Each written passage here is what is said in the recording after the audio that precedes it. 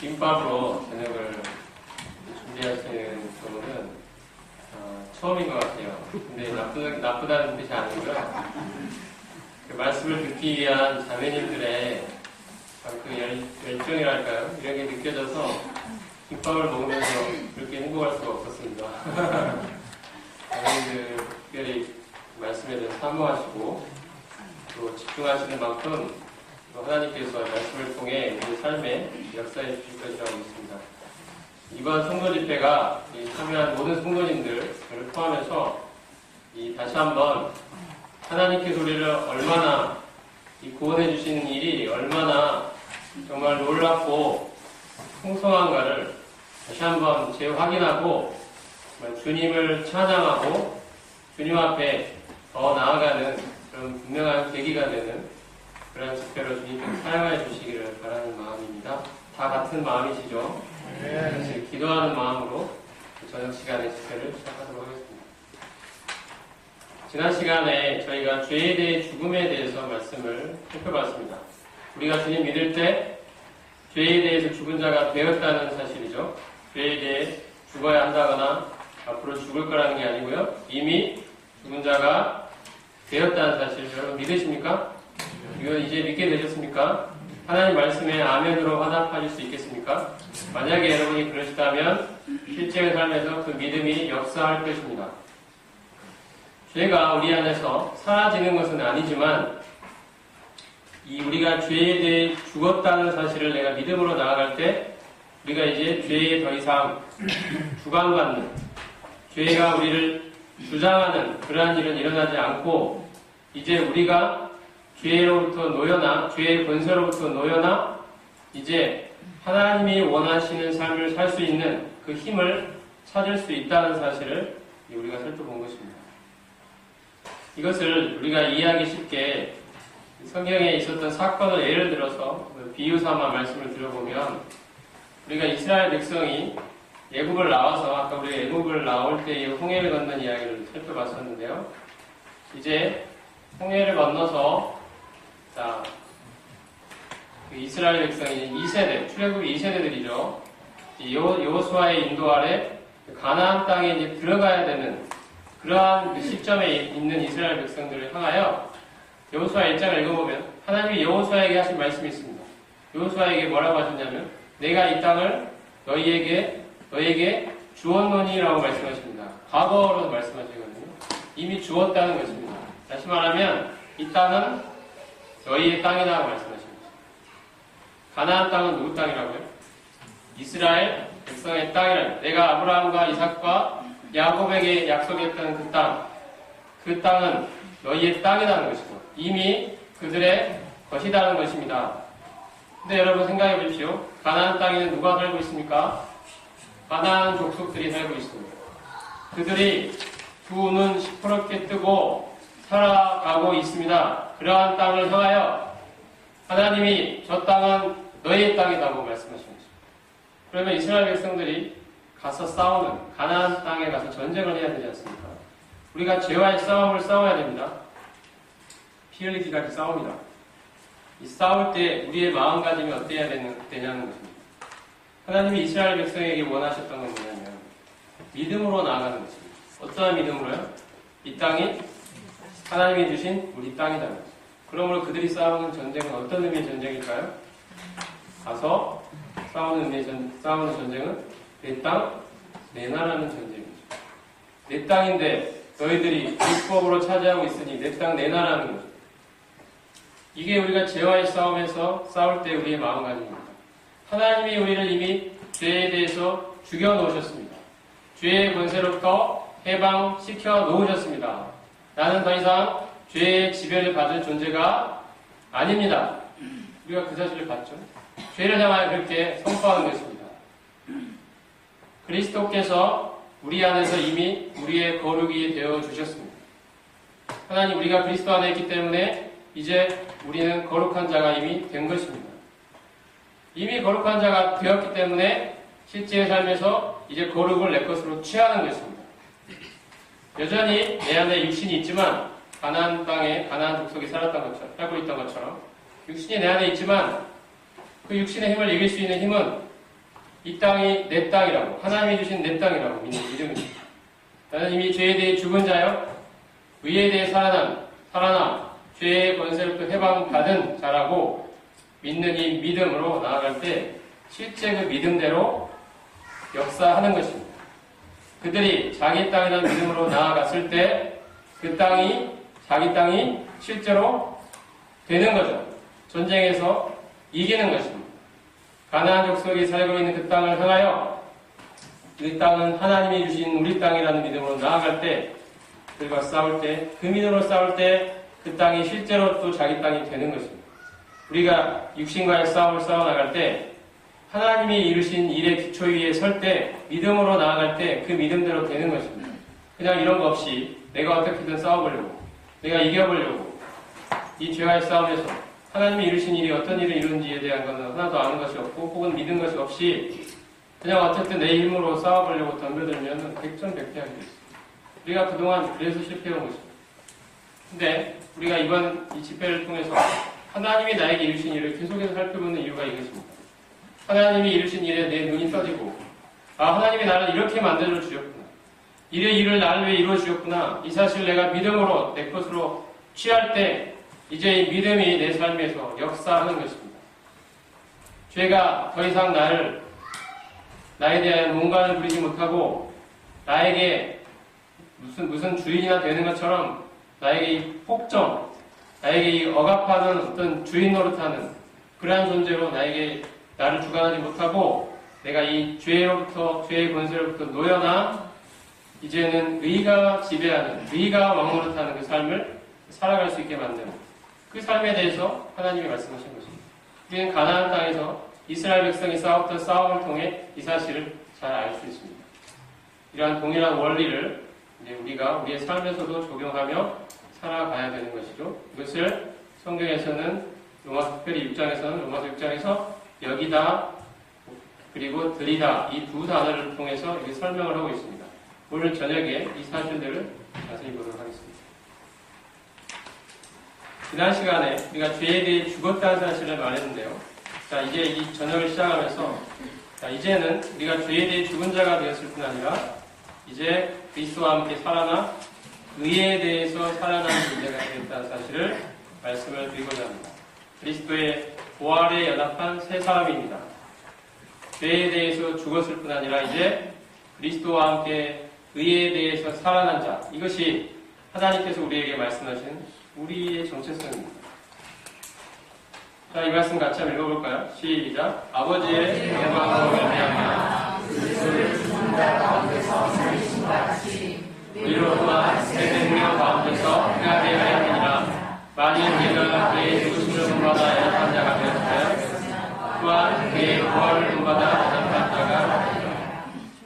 자, 하나님께서 우리를 그리스도를 죽은 자 가운데서 살리신 것처럼 우리도 하나님이 그리스도를 부활시키신 것처럼 우리도 부활하게 하셨다는 거죠. 새 사람으로 이 새 생명 가운데서 살도록 하시기 위하여 새 사람으로 그의 부활을 본받아 연합한 자가 되게 하셨다는 것입니다.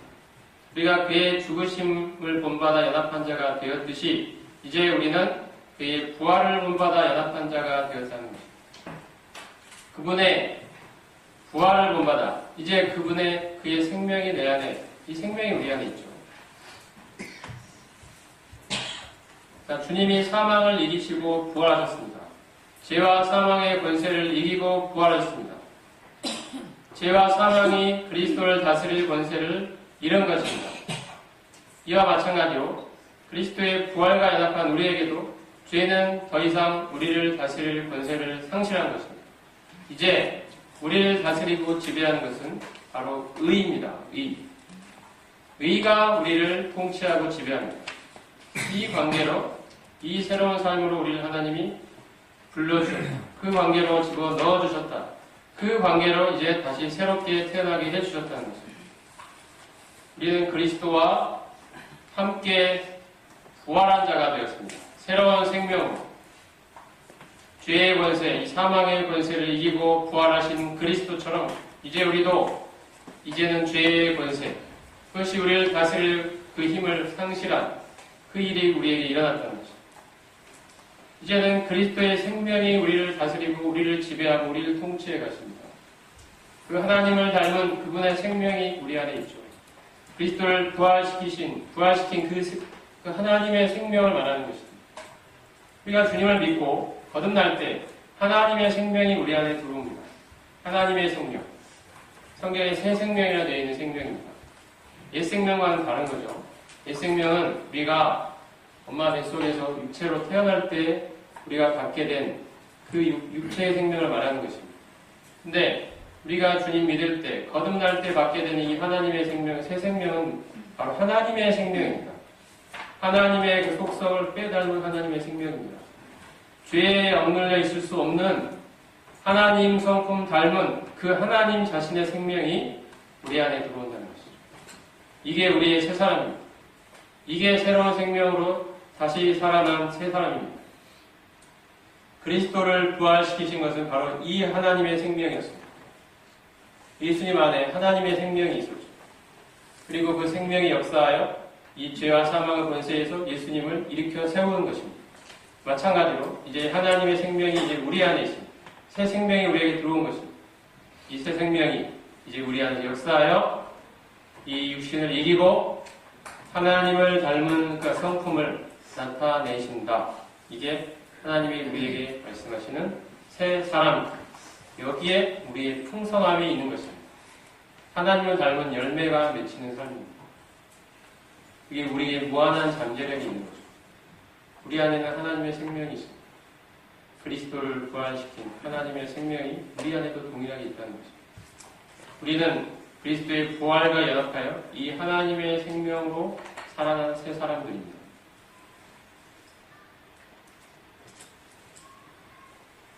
자, 그래서 우리가 죄에 대해서 그리스도의 죽음과 연합하여 죄에 대해 죽었고, 이제 그리스도의 부활과 연합하여 이제 의에 대하여, 하나님에 대하여 살아난 존재가 되었다는 사실을 구약에서 그림으로 보여주고 있는 것이 이 홍해와 요단강입니다.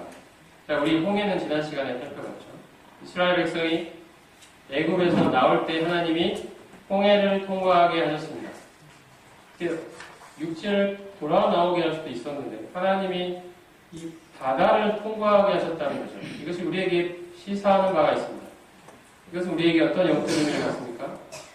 우리가 애굽에서 종노릇, 그 세상 가운데서 이 죄의 종노릇하며 살던 사람들은 이제 홍해의 물에 잠겨서 다 죽고, 옛사람이 죽고, 이제 홍해에서 나올 때는 자, 이제 하나님이 주인 되시는 하나님의 다스림과 통치를 받는 그분의 새로운 백성으로 새롭게 나오는 것을 보여줍니다. 우리가 우리의 옛사람이 그리스도와 함께 죽고 장사되었다가 이제 새 사람으로 그분의 부활과 연합하여 새 사람으로 다시 나오는 이것을 보여주는 그림과 같은 것입니다.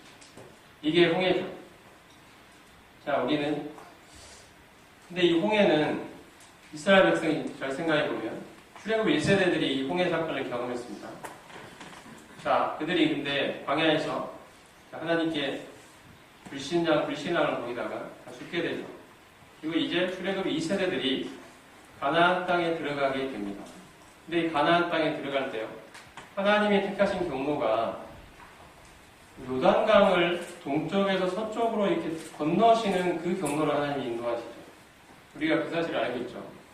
요단강을 굳이 안 건너고 남쪽으로 해서 이렇게 사막 지역으로 해서 건너가 가나안 땅으로 들어가게 할 수도 있습니다. 그런 통로가 없는 게 아닙니다. 근데 하나님은 이 요단강 동편으로 돌아서 요단강을 건너서 서편으로 이렇게 가나안 땅으로 이렇게 들어가게 하는 이 코스를 하나님께서 밟도록 하십니다. 출애굽 2세대들로 하여금 요단강을 건너게 하시는데요. 어떻게 요단강을 건너니까 여러분? 제사장의 발이, 어깨를 낸 제사장의 발이 요단강 물에 딱 닿을 때 어떤 일이 일어납니까? 요단강 물이 더 이상 흘러가지 않고 쌓이게 되죠. 멈춰서 쌓입니다. 쌓이죠. 마치 홍해 바다가 갈라지는 것처럼 물이 이렇게 쌓이고 그 사이에 이 육지가 드러나죠. 그 육지로 이 출애굽 2세대들이 마른 땅을 밟고 건너가게 됩니다. 요단강을 건너서 가나안 땅으로 들어가게 되죠. 이 사건을 경험하게 하십니다. 여러분 생각해 보십시오. 출애굽 2세대들은 홍해를 경험한 세대가 아니죠. 홍해는 1세대들이 경험했습니다. 근데 2세대도 홍해랑 똑같은 사건을 하나님이 굳이 경험하게 하신다는 것입니다. 우리에게 이게 의미하는 바가 있습니다. 이 요단강도 여러분 홍해랑 사실은 같은 것입니다. 영적인 의미가. 우리의 옛사람이 십자가에 못 박혀 죽고 이제 장사되었다가 이제 요단강을 건너 나올 때는 새 사람으로 나오는 것입니다. 요단강 건너는 그 사건을 여러분이 여호수아서를 통해 좀 더 보시면 그 제사장의 발이 잠겼던 그곳에 12돌을 세우죠. 이스라엘 12지파를 상징하는 12돌을 세우고 또 그 다음에 그 요단강을 다 건너서 나온 그 지역에 그 길갈이라는 곳에 또 12돌을 세웁니다.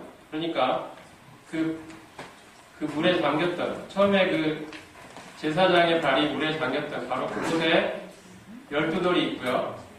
그 다음에 나와서 마른 땅에다 12돌을 또 세우게 됩니다.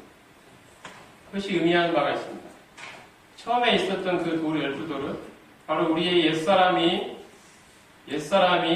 물에 잠기는, 우리 옛사람이 그리스도와 함께 십자가에 못 박히고 장사되는 것을 의미합니다. 그리고 이제 그 물을 통과해서 다시 새 사람으로 나왔을 때 그 자리에 세웠던 12돌을 우리가 이제 새 사람으로 주님의 부활과 연합한 자가 되었음을 바로 우리의 시각으로 봤을 때 그러한 영적 의미를 갖고 있는 것입니다. 이게 요단강을 건넜다는 의미입니다. 이스라엘 백성이 바로 이 세대가 하나님께서 요단강을 마른 땅으로 건너가게 하시는 이 일을 이루십니다. 이 우리가 그리스도와의 죽음과 합하여 옛사람이 죽고 그분의 부활과 연합하여 새 사람으로 살아난 사건을 잘 보여주는 또 하나의 그림입니다.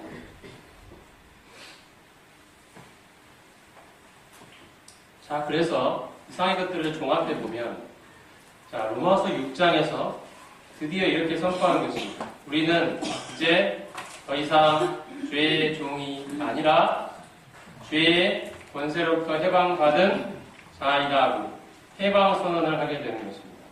자, 이 말씀을 같이 읽어보겠습니다. 시작. 죄가 너희를 잡지 못하리니 이는 너희가 법 아래 있지 아니하고 은혜 아래 있음이니라. 죄에게서 해방되어 의에게 종이 되려 하니라. 우리는 그리스도와의 연합을 통해 죄에 대해 죽고 의에 대해 살아남으로써 죄의 권세와 통치로부터 해방받는 그 자유롭게 된 해방을 이제 받게 되었습니다. 죄가 너희를 주관치 못하리니. 이전에 우리는 죄의 종이었기 때문에 죄의 주관을 받았죠. 죄가 우리를 왕처럼 다스렸습니다. 우리가 그 왕의 권세에, 그 폭압적인 권세에 우리가 굴복했습니다. 왜냐하면 우리는 죄의 종이었기 때문이죠. 근데 이제 더 이상 우리는 죄의 종이 아닙니다. 죄가 더 이상 우리의 주인이 아닌 거죠.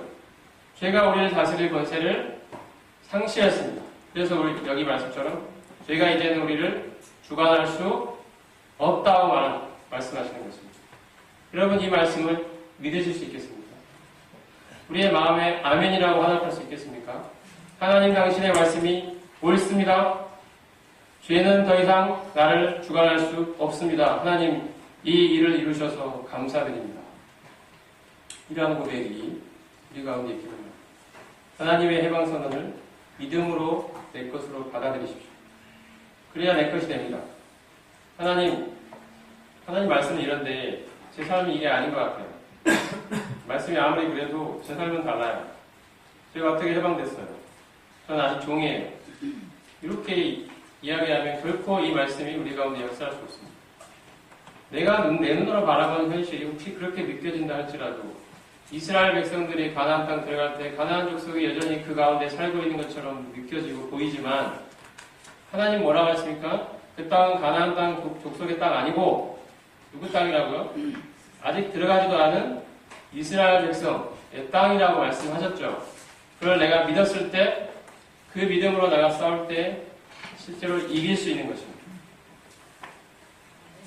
죄가 이제 내 안에 있지만 분명히 하나님이 죄가 너희를 주관할 수 없다. 너는 죄에게서 해방받은 자이다 라고 하신 말씀을 내가 믿음으로 하나님 이 일을 이루셔서 감사합니다. 이 믿음으로 이 죄와 나가 싸울 때 죄에게서 이기는 것입니다. 어떻게 싸우냐고요? 좀 이따가 보겠습니다. 일단 여기서는 이 죄로부터 해방받았다는 사실을 우리가 믿음으로 내 것으로 취해야 된다는 사실을 먼저 말씀을 드리고 싶습니다. 이게 참된 자유죠. 자유가 뭡니까? 내 마음대로 죄 짓고 사는 게 자유인가요? 죄의 종노릇하는 삶이죠. 이건 자유가 아닙니다. 성경에서 말씀하는 자유는 죄로부터 노연하는 자유를 말합니다. 죄의 힘으로부터 노연하 하나님을 마음껏 자유롭게 섬길 수 있는 의를 행하며 죄에게 끌려다니지 않고 의를 행하며 하나님을 마음껏 섬길 수 있는 이 자유가 참된 자유 아니겠습니까? 이 자유를 지금 말씀한 것입니다.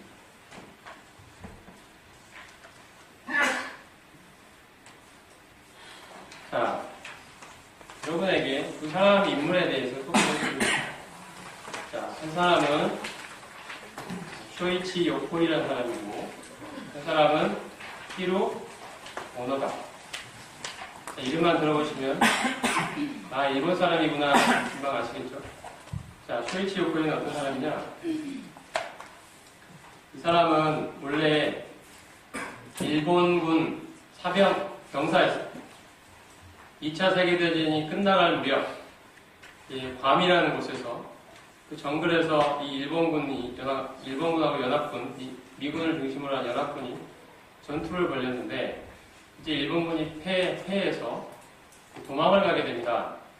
그런 도망을 치는 중에 이 쇼이치 요코이는 군대와 나고돼가지고 정글에 남게 됩니다.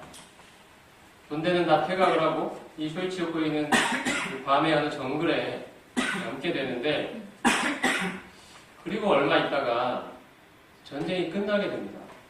근데 안타깝게도 쇼이치 요코이는 그 사실을 모르고 있었어요.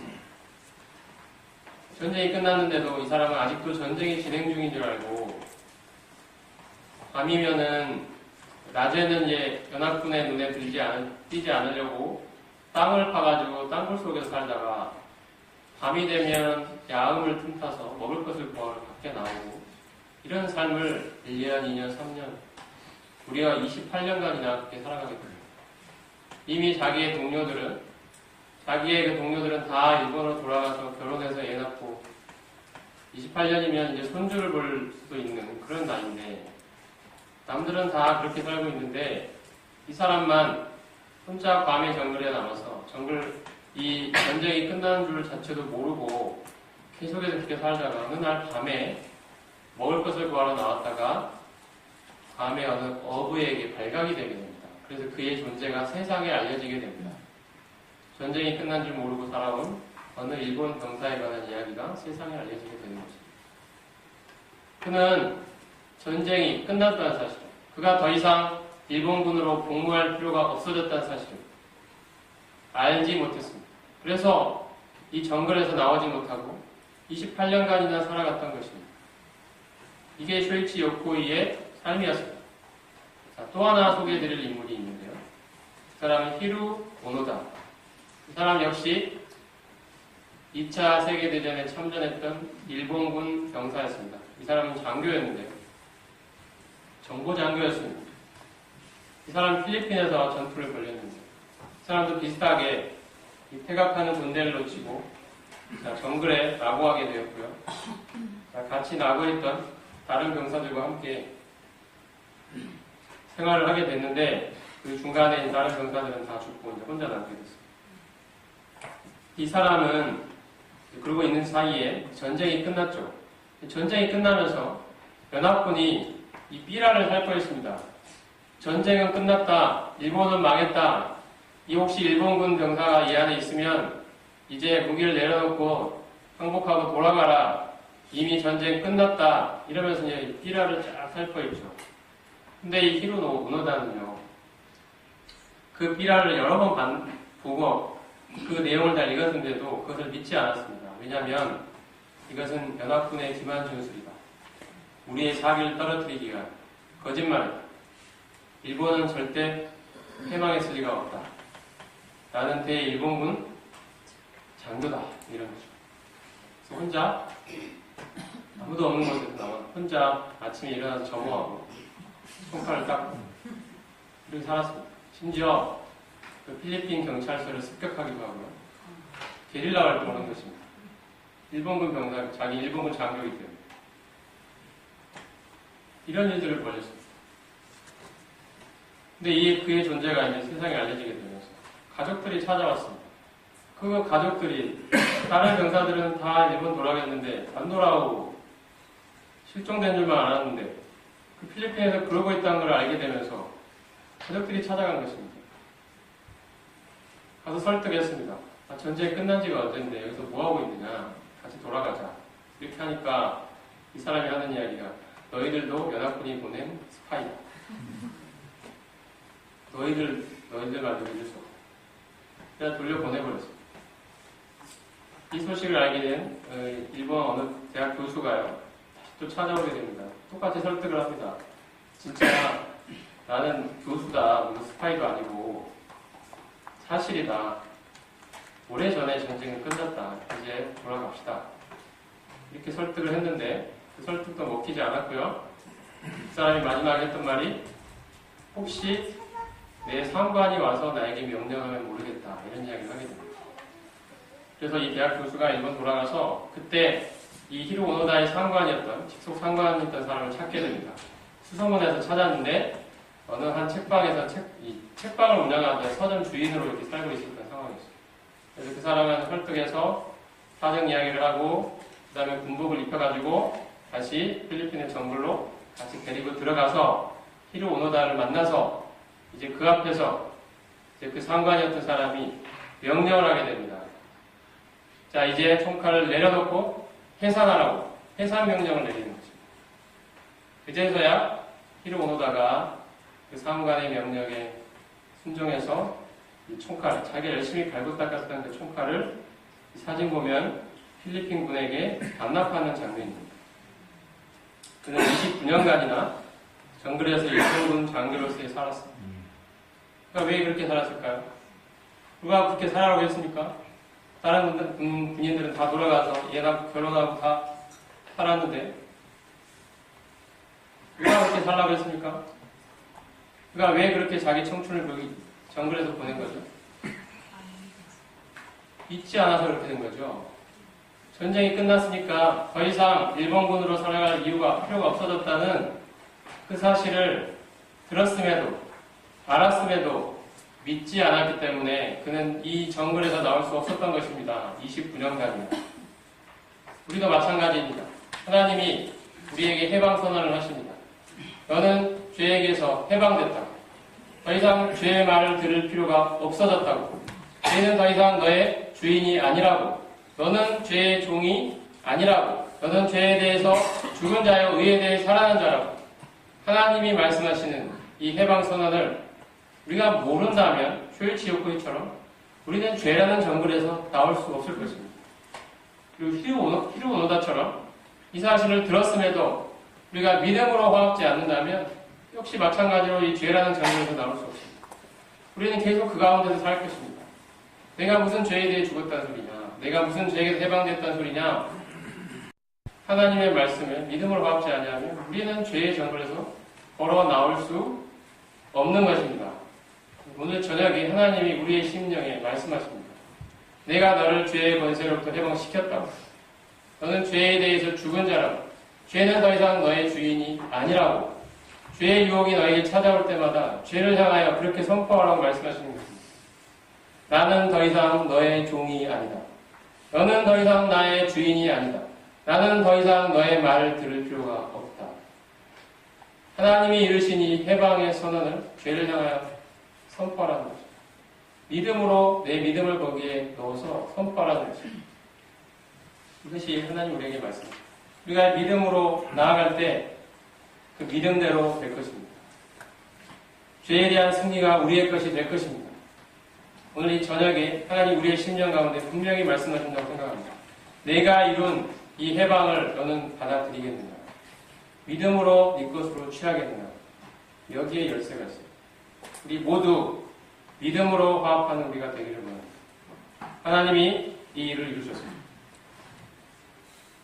우리는 죄에 대해 죽은 자요, 하나님에 대하여 살아있는 자입니다. 그 반대로 하면 안 됩니다. 하나님에 대해 죽은 자요, 죄에 대해 살아있으면 안 됩니다. 죄에 대해 죽은 자요, 하나님에 대하여는 살아있는 자. 그래서 이렇게 하나님이 우리를 죄에 대해 죽이시고 하나님에 대하여 살아있게 만드셨다는 사실을 믿음으로 내 것으로 취하는 것을 로마서 입장에서는 여기다라는 동사를 사용해서, 여기다라는 단어를 사용해서 우리에게 말씀하십니다. 자, 그 다음 이 말씀을 같이 읽어볼까요? 시작. 이와 같이 너희도 너희 자신의 죄에 대한 죽은 자요 그리스도의 사랑으로 하나님에 대하여 산자로 없으시다. 자, 그 다음 말씀도 시작. 너희 지체를 너희의 능력으로 너희에게 드리지 말고 너희 지체를 너희의 능력으로 하나님께 드리라. 여기서 여기다라는 말은요, 원래 의미는 은행 통장에, 은행 계정에 얼마라고 쓰는 걸 말합니다. 지금은 다 디지털로 다 전자화가 돼 있지만 이전에 은행 창구의 직원이 내가 은행 통장을 갖고 가면 거기다가 얼마 적어주고 도장 찍어주고 이런 시절이 있었죠. 누가 나에게 100만 원을 입금해주면 그러한 내 통장에는 은행 직원이 적은 100만 원이 적혀있고 도장이 찍혀있고 이런 시절이 있었습니다.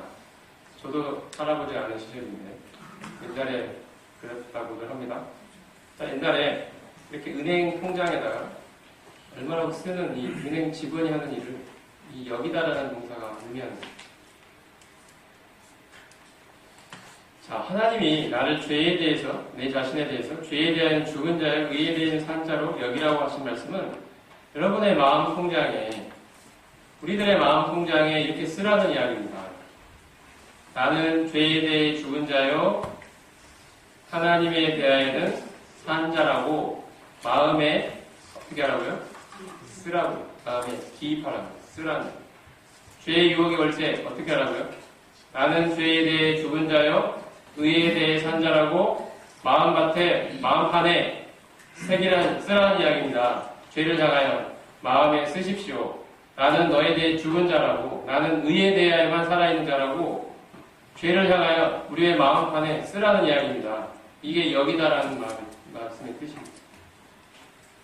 하나님이 이루셨으니까 쓰라는 이야기죠. 억지로 하라는 이야기 아닙니다.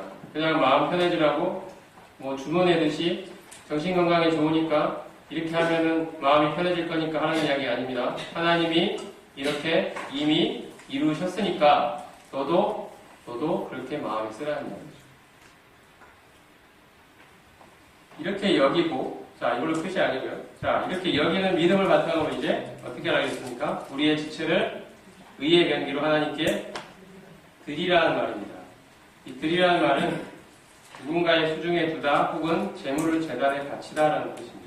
우리의 지체를 마치 재물을 제단에 바치는 것처럼 하나님께 바치라는 이야기입니다.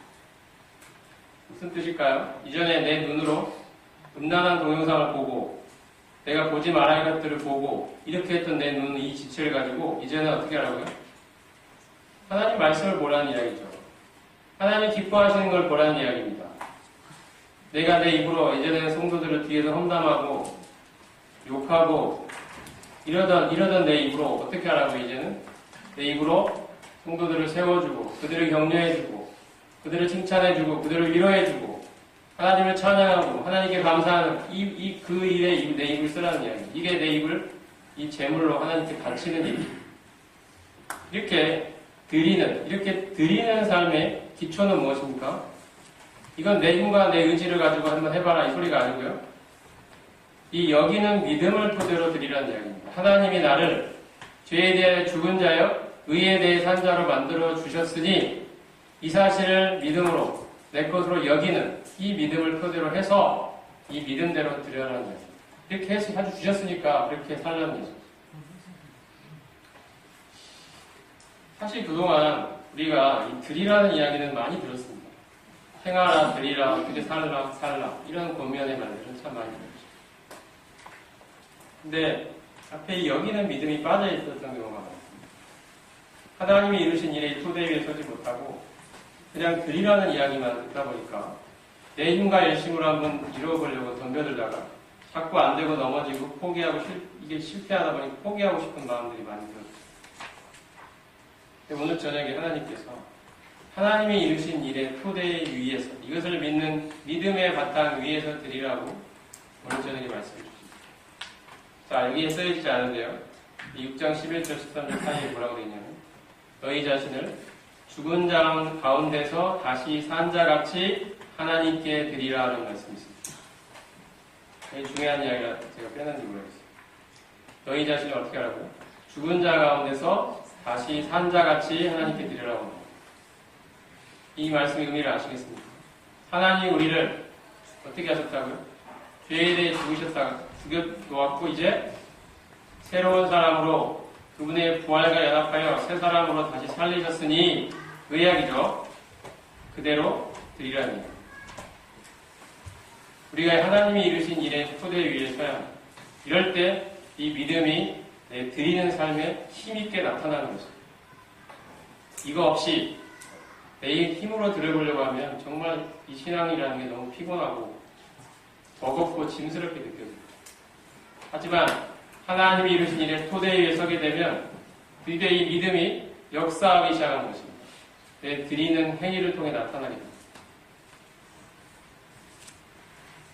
이게 균형 잡힌 거죠. 자, 그래서 정리해보면 하나님이 이미 이루신 일이 있고요. 그것을 받아들이는 이 믿음으로, 이 여기는 믿음으로 이제 내 지체를 하나님께 드리는 삶, 이게 성화를 이루어가는 하나님의 방법입니다. 제가 대학교 다닐 때 로마서 6장을 통해 하나님이 깨닫게 해줬다는 것은 바로 이것이었습니다. 아, 난 죄에 대해 죽은 자구나. 이미 죄에 대해 죽은 자였구나. 이 사실을 깨달았을 때 정말 해방감을 느꼈습니다. 정말로 큰 자유. 아, 죄가 더 이상 나를 지배할 수 없구나. 하나님이 이 일을 이루셨구나. 그리고 내가 이걸 내 믿음으로 내 것을 취하고 이 믿음을 토대로 드릴 때 실제 나의 삶에서 거룩한 삶을 살 수 있게 되는구나. 이것을 하나님이 깨닫게 해주셨을 때 정말 구름을 나는 것 같은 그런 자유를 느꼈습니다. 하나님이 이 일을 이루셨고 하나님이 정말 이렇게 나를 자유롭게 해주셨고 더 이상 하나님이 나에게 어떻게 살아라, 어떻게 행해라는 말씀들이 짐과 부담으로 다가오는 게 아니라 내 안에 살아계시는 이 그리스도께서 나로 하여금 이러한 삶을 살게 하실 것이라는 기대와 소망으로 바뀌게 됩니다. 짐과 부담이 아니라 기대와 소망으로 바뀌게 됩니다.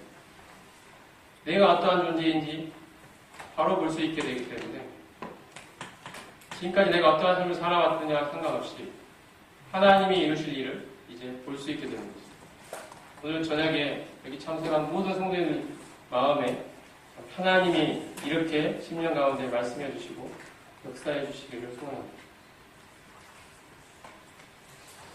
이러한 그리스도와 연합에 대한 말씀들은 특별히 사도 바울의 글에 참 많이 나타나 있는데요. 로마서 6장, 7장, 8장에 잘 나와 있고 에베소서, 빌립보서, 골로새서 이런 말씀들에 잘 나와 있습니다. 여러분이 이 집회가 끝난 후에 집에서 로마서 6장, 7장, 8장이나 에베소서, 빌립보서, 골로새서 이런 말씀들을 한번 집에 가서 읽어보시면 정말 이해가 잘 될 것입니다. 이게 무슨 뜻인지가 마음에 정말 잘 다가올 것입니다. 그 중에 한 말씀을 소개하려고 합니다. 자, 골로새서 2장과 3장인데요. 자, 골로새서의 배경은 이렇습니다. 골로새 교회에 이러한 생각들이 이제 침투에 들어오기 시작했는데, 자, 우리가 거룩한 삶을 살아가는 데 있어서 그리스도만으로 충분하지 않고 다른 것들이 필요하다. 그리스도만으로 부족하다. 이러한 부족을 채우기 위해서 종교적인 형식도 필요하고 자기를 억제하는 노력도 필요하고 여러 가지 이러한 것들이 필요하다는 거죠. 그리스도만으로는 충분하지 않다는 것입니다. 이러한 생각들에 대하여 사도 바울은 우리가 거룩한 삶을 사는 데 있어서 그리스도만으로 충분하다고 이야기합니다. 그리고 우리 역시 그리스도 안에서 충만한 존재가 되었다고 말합니다. 그리스도만으로 충분하다. 우리와 하나로 연합되어 계신 이 그리스도, 우리가 하나로 연합되어 있기 때문에 이 그리스도를 소유하고 있다는 사실만으로 충분하다는 것입니다. 그분이 우리의 모든 것이 되신다는 것입니다. 더 이상 다른 게 무엇이 필요할까? 우리도 이 그리스도 안에서 충만한 존재가 되었으니 머리를 붙들자고 이야기합니다. 머리이신 그리스도를 붙들자. 다른 것들에 현혹되지 말고 오직 그 무한한 지혜와 지식의 모든 보화가 감추어져 있는 그리스도, 그분을 붙들자. 이게 골로새서의 주제입니다. 그러면서 하는 이야기가 이거죠. 우리가 그리스도 안에서 어떠한 존재가 되었느냐? 바울이 하는 이야기입니다. 자, 같이 읽어볼까요? 시작. 너희의 육체와 육체의 무한력을 두었다면 하나님이 그와 함께 살리시고. 자, 그 안에는, 그리스도 안에는 신성의 모든 충만이 육체로 거하신다고 말씀하셨습니다. 예수님이 어떤 분이냐? 신성의 모든 충만함이 육체 안에 거하시는 분이 예수 그리스도시라는 것입니다. 예수님이 육신을 입고 이 땅에 오신 그 모습은 하나님의 신성의 모든 충만한 것이 그 육체 안에 담겨있는 그 모습으로 오셨다. 그분이 예수님이다. 그리고 이제 너희가 그분 안에 있는 존재가 됐다. 그러니 너희도 그 안에서 충만하여진 것이다. 충만하여질 것이라거나 충만하여지고 있다고 말하지 않고 충만하여졌다고 말합니다. 특히 이런 일이 일어납니다. 이런 이야기를 하죠. 너희가 세례로 그리스도와 함께 장사한 바 되고, 우리가 살펴봤던 주제 이야기 아닙니까? 또 죽은 자들 가운데서 그를 일으키신 하나님의 역사를 믿음으로 말미암아 그 안에서 함께 일으키심을 받았느니라. 우리의 옛사람은 그리스도와 함께 죽고 장사되었으며 이제 새 사람으로 그분과 함께 부활했다는 것이죠. 이것이 바울이 이야기하고 싶었던 내용들입니다. 이것으로 충분하지 않느냐. 더 이상 무엇이 필요해요? 하나님이 다 이루어놓으셨어요. 그리스도 안에서. 우리는 그 그리스도를 소유한 자입니다. 뭐가 더 필요해? 종교적인 형식이 더 필요하니? 율법적인 노력이 필요하니? 뭐 더 많은 지혜가 필요하니? 더 많은 지식이 필요하니? 뭐가 더 필요하니? 우리는 그리스도를 얻었고 그 충분하신 그리스도 안에서 우리는 이미 충만하여졌어요. 우리에게 필요한 일은 이제 머리를 붙들면 되는 거야. 그 그리스도의 생명 안에 있으면 되는 거야. 그분 안에 거하면 되는 거야. 이게 이제 바울의 이야기였어요.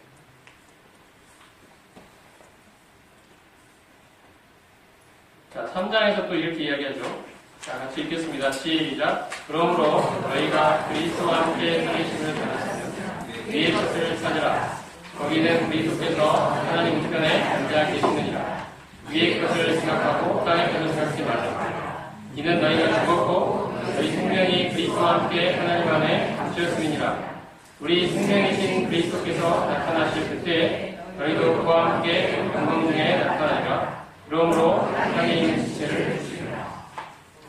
곧 음란과 부정과 이런 식으로 탐욕과 이런 식으로 쭉 나갑니다. 땅에 있는 지체를 죽이라고 그런 권면으로 이어지게 됩니다. 그런 권면을 하기 전에 바울이 정리해서 해주는 이야기가 이것입니다. 너희는 그리스도와 함께 살리심을 받은 존재가 아니냐. 이 말이 우리는 무슨 말인지 알죠? 그리스도와 함께 살리심을 받았다는 이야기가 뭔 말인지. 그분이 우리의 생명이요 우리의 주인이신 새 사람으로 그분과 함께 부활했다는 것입니다. 다시 살았다는 것입니다. 주님과 함께 살아난 존재. 그러니 내가 이제 새 사람으로 이렇게 살아났으니 어떻게 하라고요? 주님이 계신 그 위의 것을 찾자는 거죠. 거기는 그리스도께서 하나님 우편에 앉아 계십니다. 너희도 그분과 함께 하늘에 안침받은 존재가 아니냐. 그분과 연합하여 함께 하늘에 앉아있는 존재가 아니냐. 그러니 그분이 계신 그 하늘의 것을 찾으며 우리가 그 안에 함께 앉아있는 그 하늘의 것을 찾으며 살자. 땅에 있는 지체를 죽이자는 것이죠. 그냥 무조건 땅에 있는 지체를 죽여라는 게 아닙니다. 이것은 다른 종교들이 하는 이야기입니다. 복음은 뭐라고 말하느냐. 하나님이 이루신 일을 먼저 이야기합니다. 하나님이 일을 이루셨으니 그 자원과 그 능력으로 그 힘으로 그 근거로 그렇게 살아가자는 거죠. 하나님이 그렇게 살 수 있는 힘과 원동력을, 힘과 자원을, 그 근거를 마련해 주셨으니 그렇게 살라고 우리에게 요구하는 것입니다. 살 수 있도록 해 주었으니 살라는 이야기죠. 이게 지금 골로새 3장이 말하는 거예요. 저희가 그 그리스도를 얻은 존재입니다. 그리스도 안에서 그분과 함께 죽었고 그분과 함께 살아나서 이제 우리의 생명이신 그리스도라고 고백하는 존재가 됐다는 이야기죠. 주님이 내 안에 내 생명으로 사신다는 것입니다. 이게 바울이 이야기했던 이야기입니다. 오늘 이 집회 내내 이야기하고 있는 내용이기도 합니다. 여러분, 이런 이야기 여러분이 계속 반복해서 들으시는데 우리에게 필요한 것은 믿음입니다. 이 사실을 정말 믿으시기 바랍니다.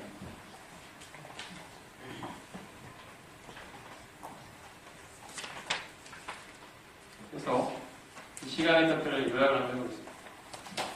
자, 그리스도와 연합이 무엇이었습니까? 주님이 하신 일이 이제 내 것이 된다는 거죠. 그분의 죽음이 나의 죽음이요, 그분의 부활이 나의 부활이요, 그분의 승천이 나의 승천이 되는 거죠. 그리고 그리스도의 성품이 이제 나의 것이 되는 거죠. 포도나무와 가지의 연합에 대한 말씀을 드렸습니다. 이런 것들이 그리스도와 연합이 담고 있는 내용들입니다. 자, 이것을 우리가 이제 이러한 집회들을 통해서, 성경 말씀을 통해서 이제 올바로 알아야 되지 않겠습니까? 모르면 안 되겠죠? 하나님이 깨닫게 해주시는 깨달음을 조차 우리 이제 알아야 됩니다. 그리고 아는 것으로 끝나면 안 되겠죠? 하나님이 이루신 일을 알았으니 이제 믿음으로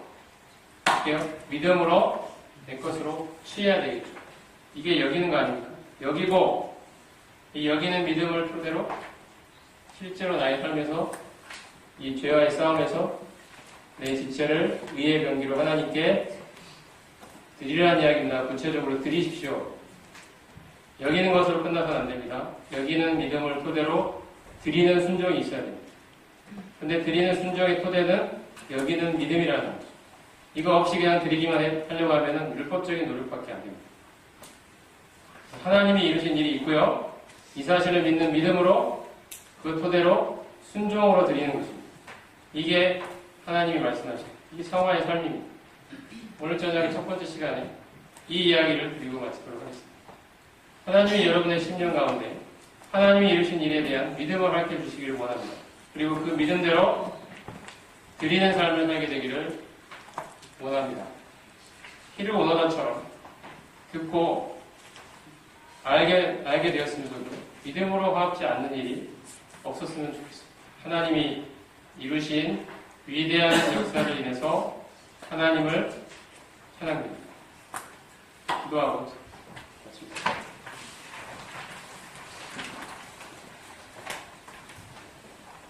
주님, 하나님이 이루신 놀라운 일을 이 시간 기억하며 찬양드립니다.